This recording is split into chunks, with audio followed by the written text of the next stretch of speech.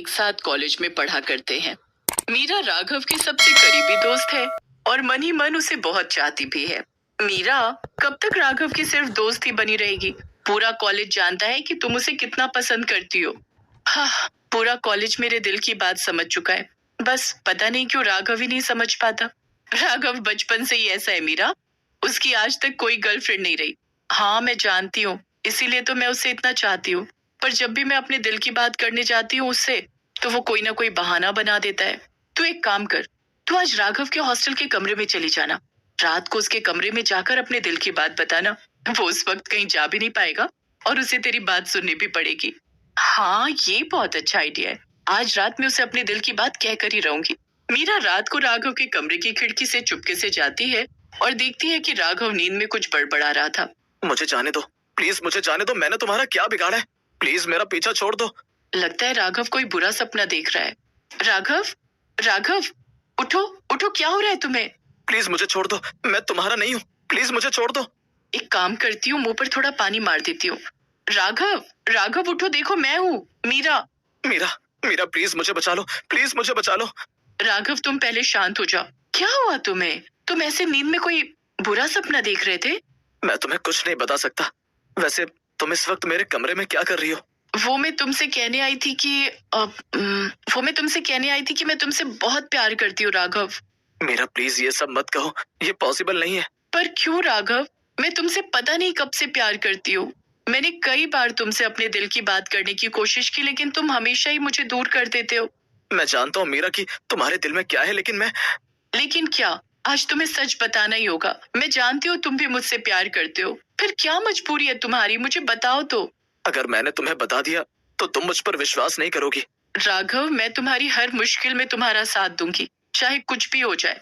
मीरा, मेरा घर राजगढ़ में, मेरे पिताजी वहाँ के ठाकुर हैं। वहाँ हमारी बड़ी सी हवेली भी है।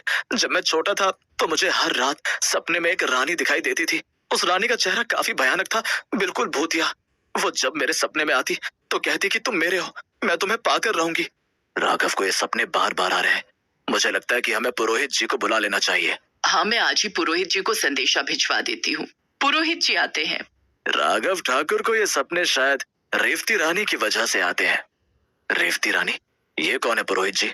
कई साल पहले राजगढ़ में रेवती रानी सा का राज हुआ करता था। एक बार उनके दरबार में मल्हार नाम का संगीतकार आया, जिसके स्वर से पूरा राजमहल गूंज उठा। रेवती रानी का दिल मल्हार पर आ गया था, और जब रानी सा ने उसे पाने की कोशिश की तो मल्हार ने साफ इनकार कर दिया, ये कहकर वो दमयंती से प्यार करता है, जो उसकी सहेली थी। रेवती रानी सा को ये बर्दाश्त नहीं हुआ और उसने दमयंती को मरवा दिया। ये जानकर मल्हार ने भी अपनी जान ले ली, और उसके आखिरी शब्द थे कि तुम मुझे कभी नहीं पा सकती। रेवती रानी सा तब से मल्हार का इंतजार कर रही है।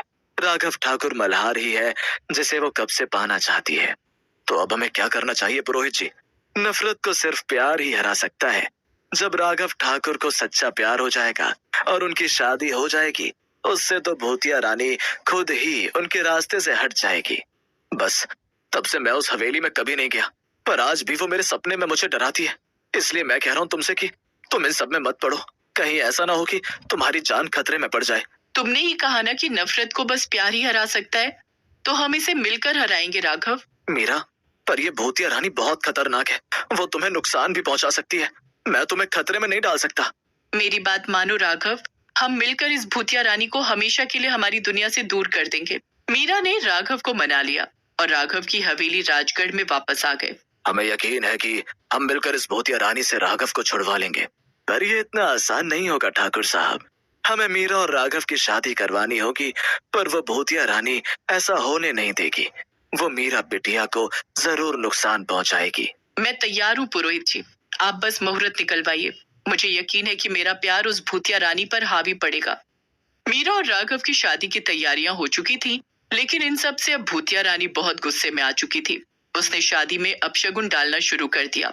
मेरे मल्हार को मुझसे कोई नहीं छीन सकता। मैं ये शादी नहीं होने दूंगी। चलो चलो मीरा, हल्दी लगा लो अब तुम भी। आओ, मैं तुम्हें हल्दी लगा दूं। जी। अरे ये क्या? ये हल्दी काली कैसे पड़ गई है? मैंने कहा था कि भूतिया रानी ये शादी कभी नहीं होने देगी। कोई बात नहीं माँ जी, जब मुझ पर राघव के प्यार का रंग चढ़ा हुआ है तो हल्दी की कोई जरूरत नहीं है। इसलिए मैंने अपनी दुल्हन के लिए ये उपटन अलग से बनाकर रखा था। इस उपटन में मेरा प्यार भी मिला हुआ है, जिसे कोई नहीं मिटा सकता। तुम दोनों को किसी की बुरी नजर न लगे। बुरी नजर तो लग चुकी है। मैं ये शादी कभी नहीं होने दूंगी। भूतिया रानी जितनी कोशिश करती मीरा और राघव को अलग करने की, वो दोनों उतना ही करीब आते जा रहे थे। राघव, ये देखो, मेरी मेहंदी में तुम्हारा नाम लिखवाया है। तुम्हारा नाम तो मेरे मन में बसा हुआ है। तुम मेरी चिंता मत करना, हम दोनों मिलकर उस भूतिया रानी को हमारी जिंदगी से दूर कर देंगे।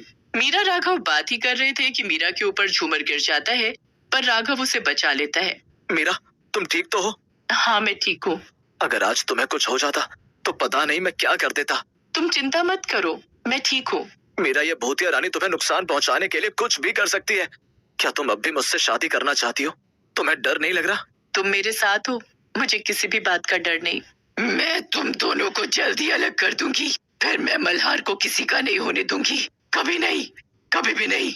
भूतिया रानी ने मीरा को नुकसान पहुंचाने की कोशिश की, लेकिन मल्हार उसकी ढाल बनकर उसके सामने खड़ा था। आज दोनों की शादी का दिन भी आ चुका था। आज राघव की शादी हो जाएगी, फिर इस भूतिया रानी का साया हमारी जिंदगी से हमेशा हमेशा के लिए चला जाएगा। हाँ, मीरा जैसी लड़की को हम अपनी बहू बनाकर बहुत खुश हैं। ये लो, मीरा भी आ गई। बहुत सुंदर लग रही हो मीरा। राघव तैयार हो गए? मैंने राघव को हर जगह देख लिया, पर वो कहीं नहीं है। ऐसा कैसे हो सकता है पुरोहित जी? राघव कहाँ जा सकते हैं?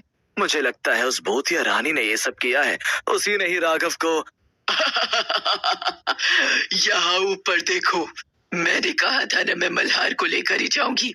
राघव, छोड़ दो राघव को और चली जाओ हमारी जिंदगी से। मैं जाऊंगी, लेकिन मल्हार को अपने साथ लेकर ही। ना पिछले जन्म में मल्हार तुम्हारा हुआ था और ना ही इस जन्म में राघव तुम्हारा हो पाएगा। मैं राघव को कुछ नहीं होने दूंगी। मैं तुमसे राघव को लेकर जा रही हूँ। अगर रोक सकती हो तो रोक लो। भूतिया रानी ने राघव को पकड़ लिया था और मीरा को जलाने के लिए उसने मंडप पर आग लगा दी। अरे कोई बचाओ, मीरा को बचाओ। मीरा, तुम बचे रहना, इस आग से हम कुछ करते हैं। राघव, राघव प्लीज उठो और मुझे बचाओ। राघव, राघव। मीरा की चीख सुनकर राघव को होश आता है और वो भूतिया रानी के चंगुल से खुद को छुड़वाकर मीरा को बचाने के लिए मंडप में कूद जाता है। राघव, अब इससे बचने का एक ही रास्ता है। तुम ये सिंदूर मेरी मांग में भर दो और मुक्त कर दो इस भूतिया रानी को। हाँ हाँ मीरा। नहीं, नहीं, ऐसा नहीं हो सकता। तुम सिर्फ मेरे हो, बस मेरे।